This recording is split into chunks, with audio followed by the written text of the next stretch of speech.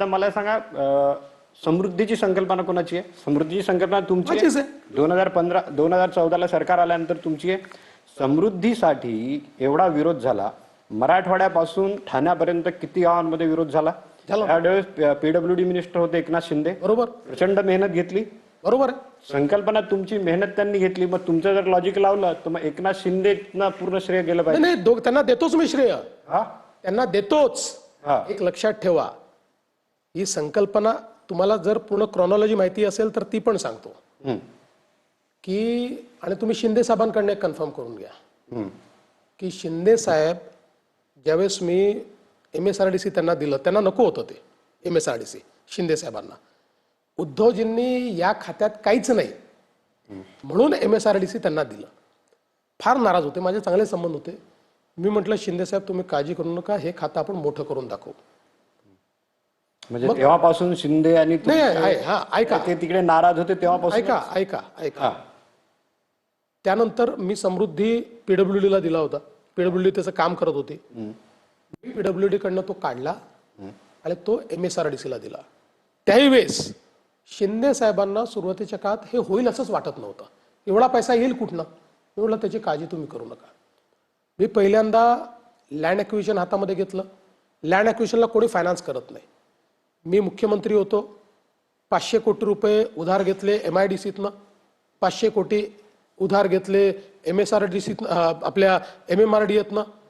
असं सगळ्यांकडनं उधार घेऊन एक किटी तयार केली. त्यांना सांगितलं तुमचे पैसे मी परत करीन सगळ्यांचे. ही किटी तयार केली. त्यानंतर मग लँड ॲक्विजिशन करता हे तर विरोध करत होते. ते विरोध करत असताना मी एक नवीन निर्णय केला की थेट खरेदीने आम्ही लँड घेऊ आणि 5 पट पैसे देऊ.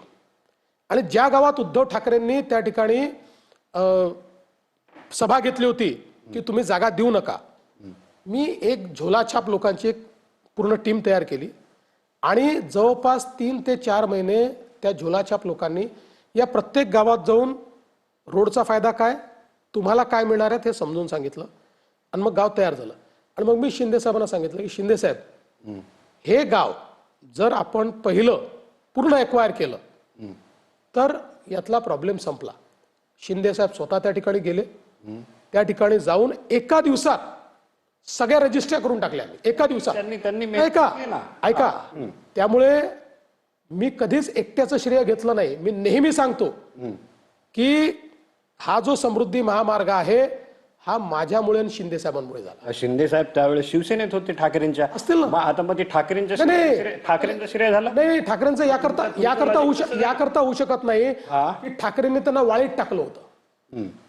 ठाकरेंनी त्यांना, म्हणजे एक म्हण आहे, ती म्हण काही फार चांगली असं नाही, पण अशी म्हण आहे की मरी गाय बम्मन को दान, अशी एक म्हण आहे. तशी मरी गाय देऊन टाकली होती ठाकरेंनी यांना. त्याला जिवंत. शिंदे साहेब हे देवेंद्र फडणवीस सोबत काय आहेत?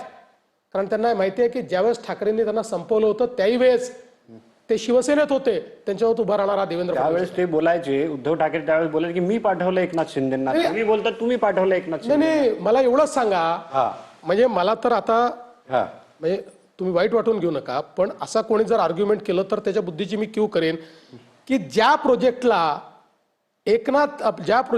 उद्धव ठाकरेंनी सभा घेतल्या, हा प्रोजेक्ट करू नका, त्याचं श्रेय कसं मिळेल त्यांना? कसं मिळेल? मला सांगा कसं मिळेल? त्यांच्या पक्षात शिंदे असले तरी कसं मिळेल? हे शिंदे सांगू शकतील नाही मिळू शकत ना. आणि ओपनली सभा घेतल्या ना, मग कसं मिळेल सांगा?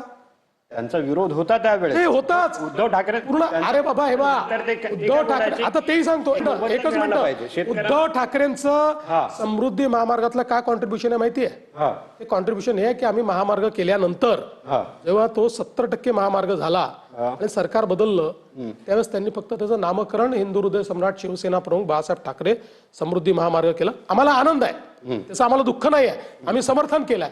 याच्या व्यतिरिक्त त्यांचं काय कॉन्ट्रीब्युशन आहे? म्हणजे इकडे ते आता समजा कोस्टल रोडचं ते तुमच्या बरोबर सरकारमध्ये असूनही तेही श्रेय नाही ना बाबा. मला एक सांगा, त्यांचं नाही. याकरता नाही की ते, मला हे सांगा ते कुठल्या पदावर आहेत? कोणत्या पदावर आहेत ते? कुठल्या संविधानिक पदावर आहेत का ते? सांगा ना कुठल्या पदावर आहेत ते? पदावर कोणत्या नव्हतेच. मग कसं श्रेय मिळेल? प्रत्येक गोष्टीला विरोध करायचा. समृद्धीचंही श्रेय त्यांचं नाही, कोस्टलचंही श्रेय त्यांचं नाही. मी मुंबई हा नाहीच, नाहीच. संबंधच नाही. आता मी मुंबईवर येतो. मुंबईची स्कायलाईन बदलणारे 3 प्रोजेक्ट. एक आहे कोस्टल, दुसरा आहे अटल सेतू आणि तिसरं आहे मेट्रोचं जाळं. बरोबर? बिलकुल. या तिन्हीचं श्रेय त्यांचं नाही. संबंध काय? आता मी तुम्हाला सांगतो, 1 मिनिट अजून. मेट्रो